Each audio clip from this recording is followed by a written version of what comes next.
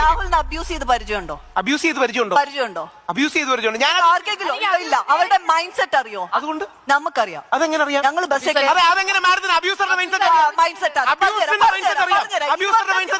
Public ട്രാൻസ്പോർട്ടിൽ travel ചെയ്യുന്ന സമയത്ത് ഒരാൾ അടുത്ത് വന്ന് നിന്ന് അവന്റെ കൈ അനങ്ങിയാൽ നമുക്കറിയാം. അതെ മാഡം, അത് ദീപകിന്റെ കാര്യത്തിൽ എങ്ങനെ ആപ്ലിക്കബിൾ? മാഡത്തിന് വ്യാജ പരാതിക്കാരുടെ മൈൻഡ് സെറ്റ് അറിയാം? വ്യാജ പരാതിക്കാരുടെ മൈൻഡ് സെറ്റ് എനിക്കറിയാം.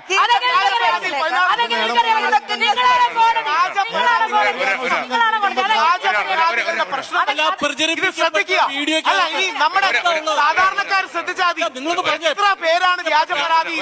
നമ്മളെ കേരളം കണ്ട ഏറ്റവും വലിയ മുഖ്യമന്ത്രിയായ ശ്രീ ഉമ്മൻചാണ്ടി വ്യാജ പരാതിയിൽ കുടുങ്ങിയ ആളാണ്. നിവിൻ പോളി എന്ന വ്യക്തി കൊച്ചി നിൽക്കുമ്പോ ദുബായ് വെച്ച് റേപ്പ് ചെയ്തു എന്ന് പറഞ്ഞു. ആ പെൺകുട്ടിയോട് പോലീസ് ചോദിച്ചപ്പോൾ പെൺകുട്ടി എന്ത് പറഞ്ഞറിയോ? ഉറക്കപ്പിച്ചിൽ ഡേറ്റ് മാറിപ്പോയതാണ്. ആ പെൺകുട്ടി പറഞ്ഞാണ് ഉറക്കപ്പിച്ചിൽ ഡേറ്റ് മാറിപ്പോയതാണ്. 11 പേർക്കെതിരെ കള്ളപ്പരാതി എന്നിട്ടാണ് സാറ് പറഞ്ഞ ബാലേന്ദ്ര മേനോൻ സാർ കോടതിയിൽ പോയി. കുഞ്ഞികൃഷ്ണൻ പറഞ്ഞു ആണിനും അഭിമാനം ഉണ്ടെന്ന്. എന്തുവാടെ ഇതിനൊക്കെ മറുപടി പറയണ്ട. കുറെ ഫെമിനിസ്റ്റുമാർ ഇറങ്ങിയിട്ടുണ്ട്. അവളൊക്കെ വീണ്ടും വീണ്ടും വരുത്തി തീർക്കാൻ ശ്രമിക്കുന്നത് ദീപക് എന്ന് പറയുന്ന ആ ഒരു മരണപ്പെട്ടു പോയ സഹോദരൻ ലവളുടെ അടുത്ത് ബസ്സിൽ വെച്ച് ലൈംഗിക അതിക്രമം കാണിച്ചു എന്നാണ് ഇവളൊക്കെ സ്ഥാപിക്കാൻ ശ്രമിക്കുന്നത്. സാമാന്യ ബുദ്ധിയും ബോധവും വിവരമുള്ള ആൾക്കാർക്ക് ആ വീഡിയോസ് കണ്ടാൽ അറിയാം അവിടെ അയാൾ ഒരു തെറ്റും ചെയ്യുന്നില്ല എന്ന്.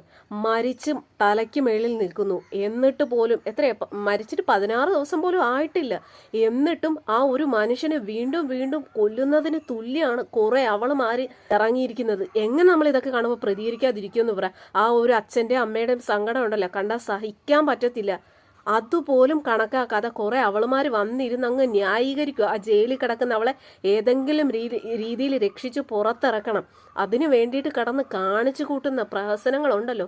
ഇത് കാണുന്ന ജനങ്ങളുണ്ട്, പബ്ലിക്കായിട്ടുള്ള ജനങ്ങൾക്കറിയാം ആ ഒരു സഹോദരൻ ഒരു തെറ്റും ചെയ്തിട്ടില്ല എന്ന്. എനിക്ക് എത്രയൊക്കെ ഫെമിനിസ്റ്റുകൾ വന്ന് പ്രസംഗിച്ചാലും അതൊന്നും നടക്കാൻ പോകുന്നില്ല. ആ ജയിലിൽ കിടക്കുന്ന അവൾക്ക് കിട്ടാവുന്നതിൽ പരമാവധി ശിക്ഷ മേടിച്ചു കൊടുക്കുക തന്നെ ചെയ്യും.